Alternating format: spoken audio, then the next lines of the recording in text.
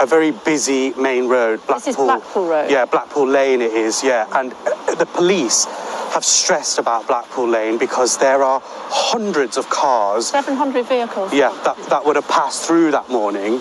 And so they are clear they want to try and speak to every single one of those drivers to get as much dash cam footage as they possibly can to try and piece together what exactly has gone on. So she would have crossed this road and would have walked down this path, which heads up to not only the bridge which she crossed, but in fact the church which she would have passed, a church which has been a real focal point over the last 3 weeks for a lot of the community, for Nicola's family, when she's when they've come here to kind of, you know, just shine a bit of hope over what's happened over the last 3 weeks. Okay, so 16th century church, very beautiful building, just walking past some of our colleagues also broadcasting from here.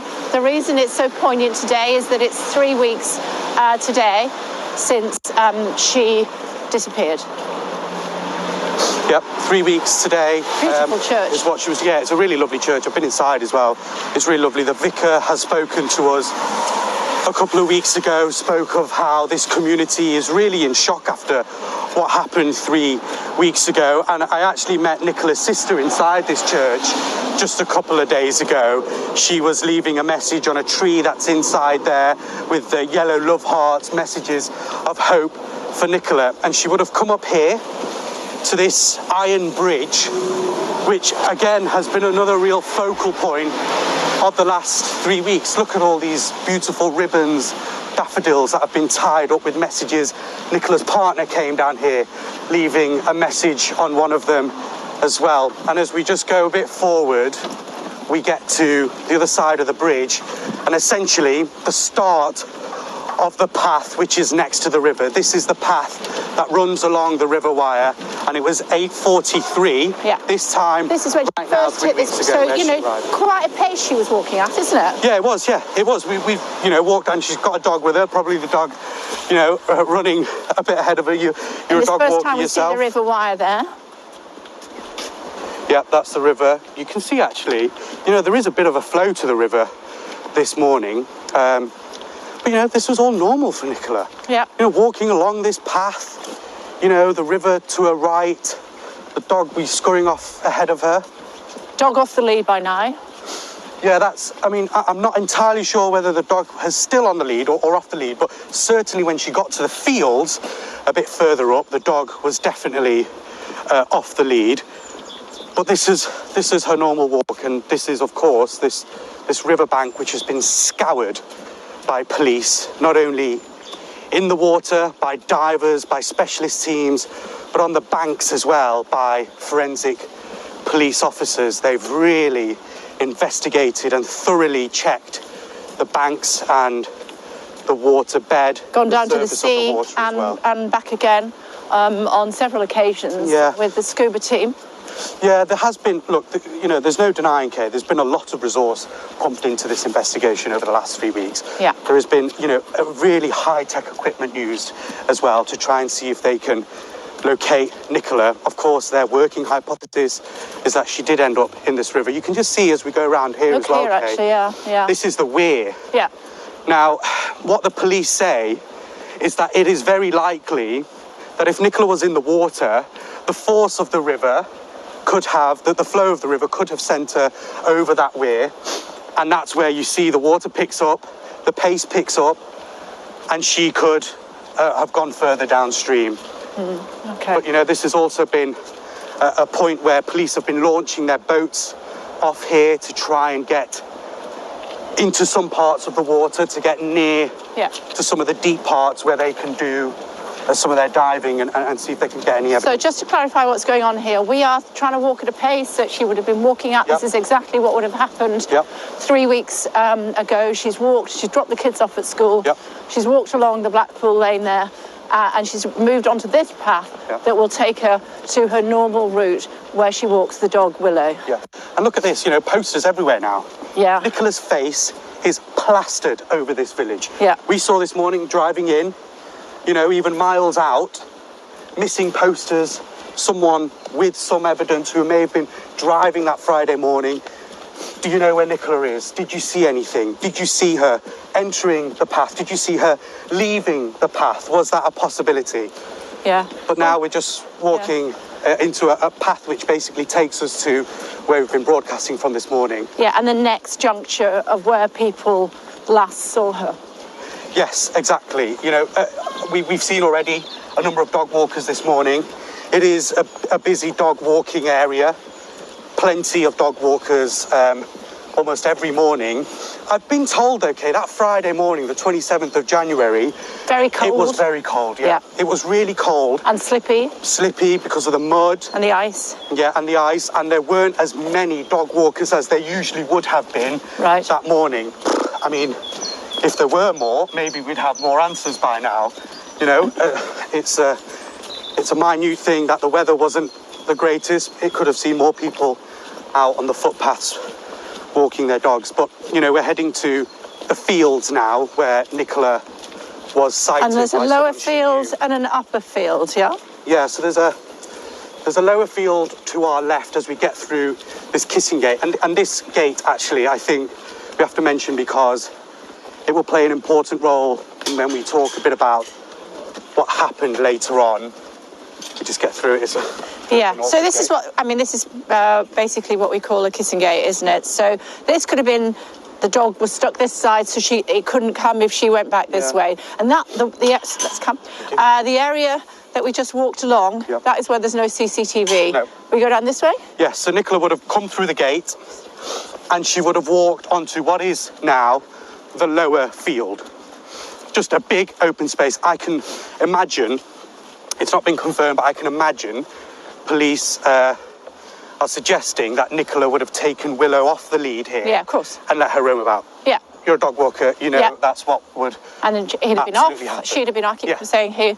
And we're going to get to the spot now where she was spotted by another dog walker. Yeah, that happened in a couple of minutes' time. So that was around 8:50. So we'll get to that shortly. So because what she would have done is, and I've spoken to dog walkers over the last 3 weeks I've been here, this is a normal route for all the locals, people who knew Nicola. Nicola herself, you can see actually, see the path worn there? Path, yeah. You know, it's a worn path. People do this on the regular.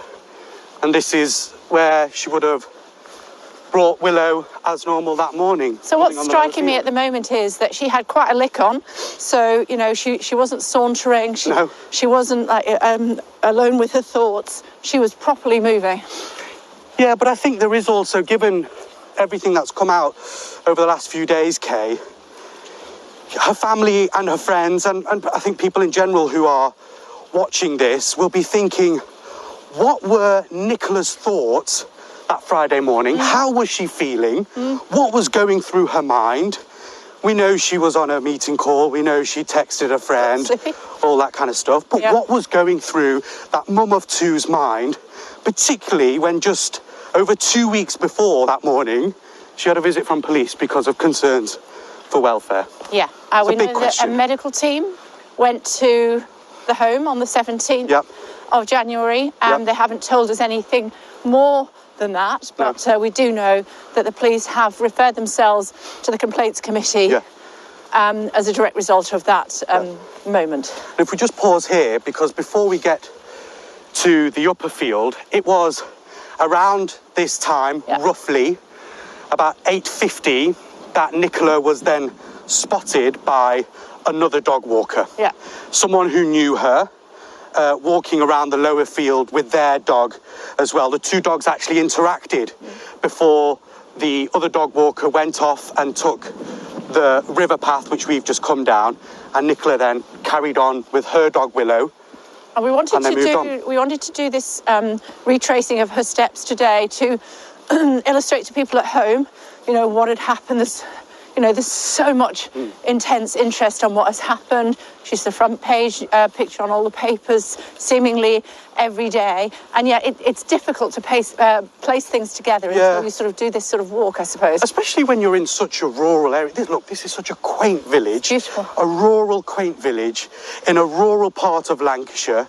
You know, it's hard to picture exactly what went on. And we've seen Nicola's face. You know, but what is the story behind Nicola Bulley? What happened to her in that 10-minute window? And that's what, hopefully we can paint an image of what led up to that point. This is the upper field. Yes, so now we're heading into the upper field. So she obviously had an interaction with the dog walker in the lower field. And then she moved here to the upper field. It actually just goes up this bank here, and then we get into the upper field, and that's where she had her Nicola mind usually walked. Yeah, she had her mind on work, because we know that in a minute or two she would have messaged her boss. Yeah, and I think that's a really important piece. A bit muddy here. Yeah. It's a really important thing to notice, actually, that, you know, Nicola... Ooh, that was a steep Be careful. Nicola was, you know, thinking about work. You know, she was thinking about work. And the police have gathered that from the evidence of her phone, which was left on the bench, still unlocked. Yeah. You know, they will have forensically examined that. And they will have seen that, okay, she sent emails, she sent texts. It was in a couple of minutes' time, actually, that she would have been texting or emailing and walking. And on the left, you can see the river wire. So her pace has slowed a bit because she's texting and emailing. Well, you'd think, you know, keeping an eye on Willow, you know, just having chatted to a friend, thinking about what she's emailing to her boss. Yeah. Is this the rock wire as well? This is all the river wire. Yeah. Okay. So that's where it kind of meanders round and then heads downstream. But look, a vast open field. Yeah. Again, a trodden path. Yeah. Obviously worn, as dog users usually would use. We've seen some this morning taking this route as well. And so very shortly, she would have just been finishing her email off, which goes to her boss. Yeah. And so she's looking at the dog. She's making sure the dog's all right. Yeah. You know, from my own experience, you keep an eye on them, but you're doing other things as well. The sheep across the way there, just obviously keeping an eye on what's going on. And then she sends the email. Yep. At 8:53, police say right now, 3 weeks ago, Nicola hit send. Yeah. And an email was sent to her boss. Yeah. And police basically say that, you know, that's an important juncture because we can get a sense that, yes, she was active, she was on her phone, and she was essentially, you know, if you're emailing your boss, you're in a fairly decent frame of mind. Yeah. You know, that email didn't suggest anything otherwise. It was a standard work email. Yeah. And so that's an important piece in this route. So she would have carried on here. You know, with Willow, email sent, maybe phone back in the pocket. Maybe, actually, one thing we have noticed, Kay, is Nicola, and friends have told us this, Nicola used to take so many photos when she was out walking. Right. You know, her family shared photos with Willow of her to us. You know, so many photos when she'd be out walking. She'd have a Fitbit on, Although which would that track her wasn't steps. synced up, was it? No, that wasn't synced up, so that said. would have been very useful for the police, but it hadn't been synced up for a few days. Yeah, and now actually... she's thinking about doing a Teams call. Well, yeah, a Teams call would have started at around 9 o'clock, so in about 6 minutes' time. Yeah. So she's thinking about it. It's a work Teams call, and she's thinking, OK, I need to go on that call for 9 o'clock. Yeah. Meantime, walking by the river with the dog, potentially taking photographs. I don't think she took any that day, did she? And bitterly cold as well. Remember, you know, Nicola was, well, kind of padded up with her clothing. She had a full-length black kind of padded jacket on. She had wellies on. She had socks, a hat, a scarf. And, you know, she was well wrapped up because it was bitterly cold that morning and muddy like it is right now. And, you know, we can see kind of holes and big kind of divots in the ground. But again, she was used to all this. She did it almost every morning. She was used to it. There was nothing out of the ordinary for her whatsoever. The last images we've seen of her are getting in the car, aren't they? It's a bit windy, forgive me. Hopefully you can still hear us. Getting in the car with the kids. Yeah. And the dog. Yeah. And that was from the the security at home. Yeah, it was from the front camera at home. And actually, you know, it was released, it was handed to us by some of Nicola's friends. You know, they were like, look, this is what she looked like on that morning. Grainy images, but we want to share these so people can jog their memories and get an understanding of where she was, what she was doing, what she looked like. And, you know, those were the last images we've seen of Nicola on that Friday morning, loading the car as she normally would and starting her journey to head to the school. Yeah, we know that the family are watching us this morning. Yeah. It's so difficult for them. Look, I mean, I've been in touch with this family for the last 3 weeks. I interviewed them, her sister Louise, her father Ernie, her mum Dot. It was really, really tough because they were just clueless with, no answers, no evidence, no idea where their sister, daughter, a mum, a partner has gone to. You know, I think the words that they used with me, Kay, was that feels like she's vanished into thin air. That's what they've said. And, because there's that 10-minute window, which no one's got any clue what happened to her. And the family, have had to be incredibly strong over the last 3 weeks because this is a case that we've seen has taken so many twists and turns. It's had involvement from, every Tom, Dick and Harry, on social media, people trying to be involved in being armchair detectives. Such a shame that the family is so impacted by that, social media, it can be such a poisonous place to be. I'm so sorry that they are impacted so badly. Yeah, I mean, it's, and they have been wonderful with us as well, giving us information about Nicola and telling us exactly, what kind of a woman she really was. But look, here, we're heading now on the path which essentially leads towards the bench. So if we maybe slow down here a bit, maybe we've been walking slightly quicker. So she would have been looking at, what was the Teams call about? That starts in a couple of minutes, doesn't it? What was it about? So this was a Teams call that she would have then logged on to, a work Teams call. The police have actually said that she wasn't speaking, she was just listening. And actually what they said is that while she was walking, she had her phone out in front of her, listening. That was apparently quite normal for Nicola to do. The call would have been on speaker, there would have been other people talking. Her camera was off? Her camera was off. Okay. And it was just logged on for her to listen, essentially, to what was going on in the call. And that's a really important... She was in finance, wasn't she? Yeah, she was a mortgage advisor. And her dad had actually told us just a few days before she went missing, he was so chuffed because she just, signed off a deal. She was incredibly happy, she was in good spirits. And had anybody seen her here? Or there were the two sightings, just the others? So just to show you the other side of the field just there, that she'd walked up and then walked round in a big loop, if you will. Yeah, so just up on this side, someone actually did spot Nicola, a witness spotted Nicola with her dog Willow.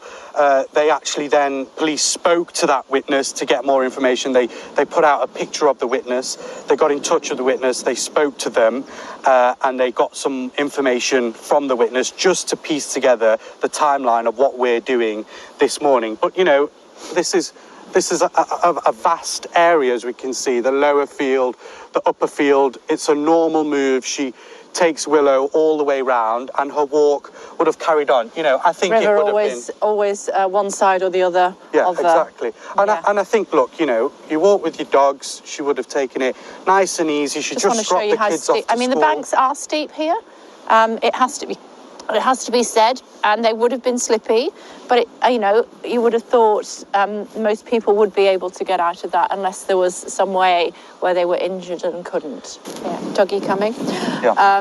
And just to illustrate, that this is where the dog walkers come all the time. Yeah.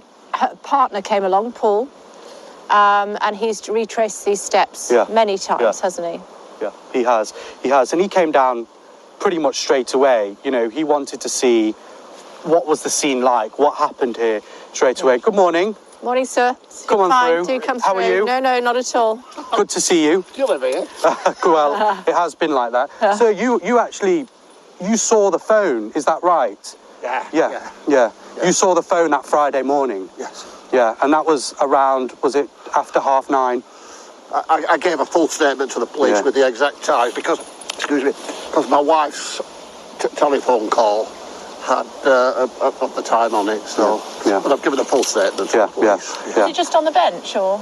Pardon? Was it just on the bench? The phone? Yeah. Yeah. How's the last 3 weeks been? Each day something new comes out, doesn't it? Yeah. You know? Yeah.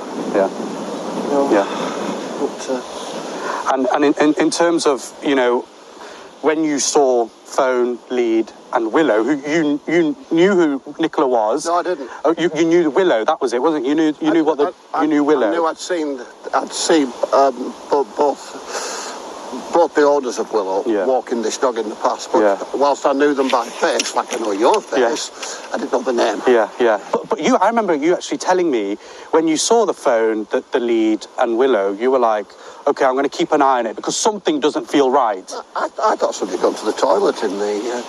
that would have been my first... I got to about this red brick building here, and I thought, this is not right. And but then there was conversation, but my wife was trying to ring me, I was trying to ring her.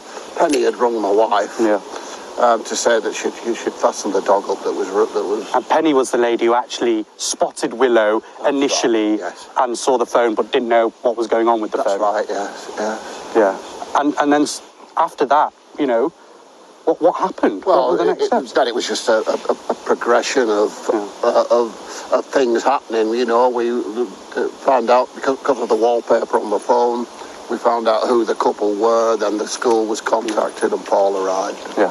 Well, look, we'll let you carry on with your walk. I know you do this every morning. Yes. Nicola did this almost every morning as well. Probably, yeah. We're retracing those steps. This time 3 weeks ago. Yeah. So an important I know. juncture. Thank you very much. Take care. All the best. Thank you. I mean, how important is that? Someone who... So he obviously does that walk about the same time every day, doesn't he? Yeah. And one of the first people who actually spotted, the phone on the bench, who was contacted by the lady who saw it first. He came down here, he saw the wallpaper, he saw a picture of who was on there. And then they knew. Then they contacted the school, because they must have figured that the kids were at that school. Yeah, and that would have been the first contact. And then police would have been informed. And then the search operation And because she was high risk, they reacted quickly. Yeah, that was actually something that they said initially when they spoke to her partner Paul. They found out that he was that Nicola was high risk, that she had specific vulnerabilities. They then categorised her as high risk, and then they're like, okay. And that's because of what had happened previously. The police had been called, hadn't they? Yeah, it was 17 days before, actually, the 27th of January, so the 10th of January. Police had gone round to Nicola and Paul's home. Because they had reports of concerns for welfare. And so, look, straight away, when that is taken to an account, police said to me that rings alarm bells. That really does ring alarm bells. And straight away, Nicola is categorised as high risk. Just tell us what happened when the police were called. Well, the details are limited, Kay, but what police have said, it was 10th of January, they received those calls, they went round with health professionals, they say, medical professionals, not entirely sure what kind of triage team that is, but they go to the house, no one was arrested at the time on these, concerns for welfare, but what they have said is that they are continuing to investigate what happened on that day, 17 days before Nicola went missing. I'm just looking around as you're chatting to me, and there's nothing about this space that makes you think that someone would have disappeared here. And I think that's the real shock to this community, and to, people like Ron the dog walker that we just spoke to. A real shock. How on earth has, the nation's eyes descended on this small, quaint village in Lancashire after a missing mum of two? How has that happened? How is that even possible? And it's still, 3 weeks on, no clues, no evidence. There was a whopping question mark over what on earth happened 3 weeks ago this morning. Excuse me. So she's walking, it's slippy. It would have been slippy when she was here. She was in wellies as well. Yeah, which would have been tricky to walk in. She's done the loop, she's done the lower field, she's done the upper field. She's spoken to the boss. She sent an email to her boss. Yeah. She's still got her phone in front of her. Still on the Teams call. Well, it's in this time now, between 9:10 of the witness spotting Nicola and moving to the bench. It's this 10-minute window where the words from police are, her phone moved towards the bench area. So how did it travel to the bench area? That's a big question. We still don't exactly know that. This way. And then this is the river bank. We wander down this way. So this is the bank. A lot of people have been asking about the bank and how steep it is. Doesn't look that steep, does it? No, it doesn't in some areas, but all the way to the bank, no, it doesn't. But then if you look further down, Kay, there is a bit of a drop. Are you comfortable going down there? There is a bit of a drop down there. And look, it's muddy, so please be very careful. It's muddy and slippy, and it would have been probably even muddier at the time. A lot of people have trampled on here in the 3 weeks since Nicola's been missing. A lot of people have gone down to peep over the bank and see if they can spot anything. Police have been down here as well. It is slippy, yeah. Police have also, with divers and drones and underwater cameras have all been down here. But clearly a bit of a drop off from the bank down there. So if we move back up. Yeah, and so this is the part of the river where the police think that she has gone into the water. There's no sign here at all of, any scuffs or whatever. Yeah. But this is where her phone is found. Yeah, well, look, it's 9:20 right now. Yeah. 9:20, 3 weeks ago, Nicola's phone had moved to this bench. And this is what police say. It was here that her phone had ended up. I'm not entirely sure exactly where it was placed, but her phone was on a bench. Yeah. Here. And that's where the team calls. It was still ongoing, by the way. It was on speaker. She hadn't spoken in it. She hadn't got her camera on, but the phone was on the bench here. And then the dog walker that we just saw. Did you say his name was Ron? Yes, Ron. But I mean, that comes later on, actually, because Ron was, he was one of the first people to notice what had gone on here in terms of the phone, the lead, and the dog. There was actually another lady who owns a caravan park here. She was the first person to notice Willow scurrying between the bench and the kissing gate just there. But it was 9:20, so around this time, the phone's still on speaker, the Teams call still going, a Teams call with her work. She was a mortgage advisor. She just, got a mortgage deal just a few days ago. Her parents told her she was, in good spirits about work. She sent an email to her boss earlier that morning, and, this is where she ended up. Well, this is where the phone ended up, is what police This has never been cordoned off. No, and, look, that's a really big talking point and has been a huge talking point. Why was it not cordoned off? There's lots of questions around that. Straight away, police said that she was high risk, that she was a missing person. So there are big questions as to why there wasn't a cordon around here. There was huge questions because it enabled people, and we've seen dozens and dozens and dozens of people, to come here, sit on the bench, walk down to the bank, and trample over essentially evidence. Let's just talk about this, because this is the spot, isn't it? The police think she's gone into the water there. They have searched this river beneath. They've had divers, they've had all sorts of people here to try to find out what's gone on. They think that she is in the water. Her partner and the family think that is not what she would have done. She just would not have gone into the water. Her phone's here. The dog is running around. But I know there's a gentleman standing there, but I just wanted to illustrate the kissing gate being just there. There we go, he's just moved it off. Kissing gate's there.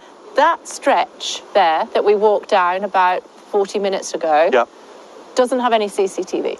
No, it doesn't. So what happened in this 10 minutes? This is the big question. This is the vital 10 minutes that we're in right now, that police are trying to understand what happened from 9:20, when Nicola's phone ended up at this bench, still logged into that Teams call, to 9:30, when that Teams call ended, but Nicola stayed logged in. That is a real crucial 10-minute window that police are trying to establish. What could have happened? Right, what are the options? Nicola, as police believe, could have ended up in the River Wire. How she got there is the big question. Why she went in there is the other big question. Nicola, the other hypothesis, working hypothesis that police are keeping an open mind to, they tell us, but believe did not happen. There could have been some third-party involvement, some criminality. They don't think a crime's... They don't think so, no. but it's a hypothesis that they have to, keep on their radar and keep investigating. The third option is, as you mentioned, Nicola could have gone through the Kissing Gate, down the path, the river path, and out next to Blackpool Lane. If she turned right, CCTV camera would have spotted her. So police are clear she did not go out that path onto that busy road and turn right. If she turned left, however, Which was back to the car. Yes, towards the church and towards the school. There is no CCTV yet that they've established, or dashcam footage that has spotted her. So that is also a bit of a blind spot at the minute for police. So there are two kind of hypotheses that they are working on. One is the main one, that she ended up in the river. The other one is that potential blind spot of if she turned left when coming out of the river path. But another thing police have always said throughout all this, they believe that Nicola did not leave this area, that she did not leave the fields. That is why they are working on that main hypothesis that she ended up into what is a cold, a very deep, and in some parts a very fast-flowing river.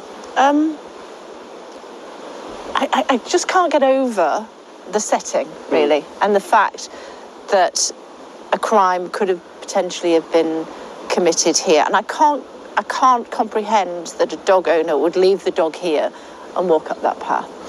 Yeah, I mean, we've heard a lot of different, arguments and ideas, and people even telling us this morning in the programme that if Nicola had gone in the water, the dog probably would have followed. This is a dog that swims. We've actually seen images of Willow, the dog, wet and in water before. So we know that the dog wouldn't have been afraid to go into the water. Just to say, we're just seeing Ron go now, and we saw where we picked him up. So it gives you an idea that it's quite a short loop here, isn't it? Yeah, it is quite a short loop. I mean, I think Ron's joined us straight down the path and come back up. I mean, but Nicola's, walk around wasn't that, that long. No. It wasn't a huge distance. But again, it comes back to the question, what was her frame of mind that morning, Kay? What was she feeling? What was she thinking? I'm sure all that kind of stuff, affects the way you walk, the way that you are in a morning. Was she walking quickly? Clearly not, because it's taken a long time. She was taking her time, sending emails on a Teams call.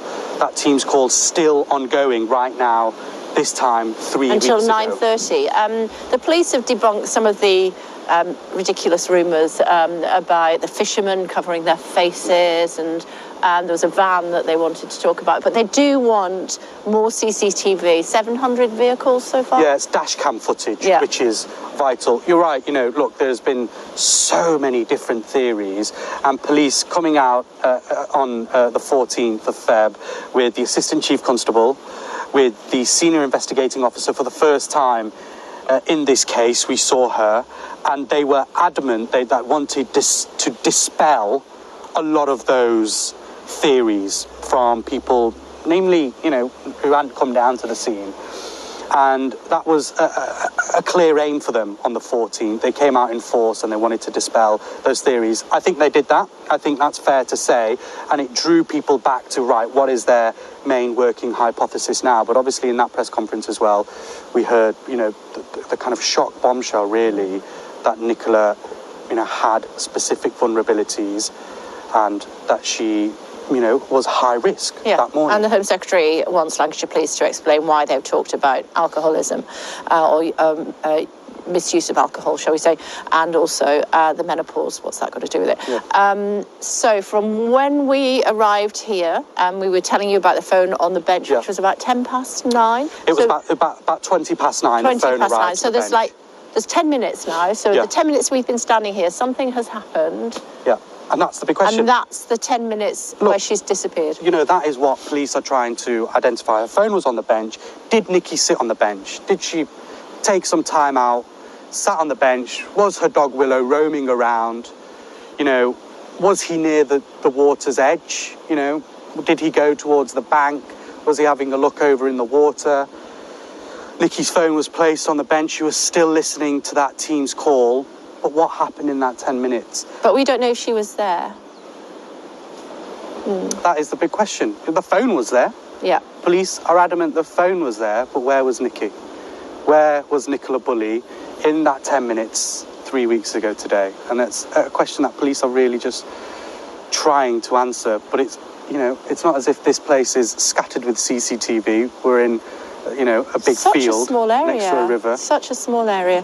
So Ron, who we just chatted to, he saw the dog running around. He saw the phone on the bench, and there was literally no sign whatsoever of Nicola. He saw the screenshot on the front, the wallpaper on the front of the phone, recognised them, went to the school, alerted the school, who got Paul, her partner, who came down very quickly, and then the search began. Yeah, and 3 weeks later. And essentially, you know, that search kicked into action straight away by Lancashire Police, and, you know, they really brought in a lot of specialists to try and search for Nicola Bulley. It was my understanding that actually that search reduced over the last few days or so. But we're at a very important juncture right now, okay? It's 9:30. I did a 30-minute team call. That ended. She'd logged on about 9:01. It had obviously started at 9 o'clock. Yeah. But she stayed logged on. So police say that the team's call ended 9:30. But Nicola's phone remained logged on to that team's call. In other words, she hadn't ended the call. It was still on there. The phone was on the bench. Where was Nicola? The phone was still unlocked. The phone was discovered then in 2 minutes' time or so. But again, it was what had happened in that 10-minute window. The phone was here, but the call was logged on. No one had cut it off. Yeah. Yeah, and the dog was here as well. And as we said, the dog walker, Ron, who we spoke to, was one of the first here. He was. And he knew who the phone belonged to. Yeah, so what actually happened then, in the minutes after that team call ended, a nearby resident who lives in the house just around the corner here, she was walking her dogs and had noticed Willow was scurrying between the bench here and the kissing gate. That's what this dog walker had noticed. What she then did, she actually got a bit of string, she told me, and tied Willow up to the leg of the bench, just to stop her running around. She saw that the lead was on the harness was on the floor. She noticed her phone was on the bench. She then contacted some of her friends to try and understand what to do next. And then Ron, who we spoke to earlier, was the second person to come along and see absolutely everything that was left here. The phone, the lead, and Willow tied up to the bench. And then that's when things really started to get into action, because, yes, they noticed that the phone was still unlocked. Ron spoke to his wife. He thought someone had gone to the loo, didn't he? Yeah, he actually said, he thought someone had nipped off over there, gone to the loo, left the dog, you know, tied up. And, but actually, when they saw on the lock screen of Nikki's phone, there was an image that clearly resonated. It was Nikki and Paul, wasn't it? Yes, there was an image of Nikki and her partner, Paul. That resonated. And then things kicked into action where they thought, OK, we better call the school because we know that Nikki's got kids there. And the school then picked it up from there, contacted the police, and the investigation started. So that happened 3 weeks ago right now. Yeah. approximately, police say it was 9:33, 3 weeks ago, that the lady who owns a caravan park just around the corner here actually spotted Nicola's phone, spotted Willow, and spotted the harness.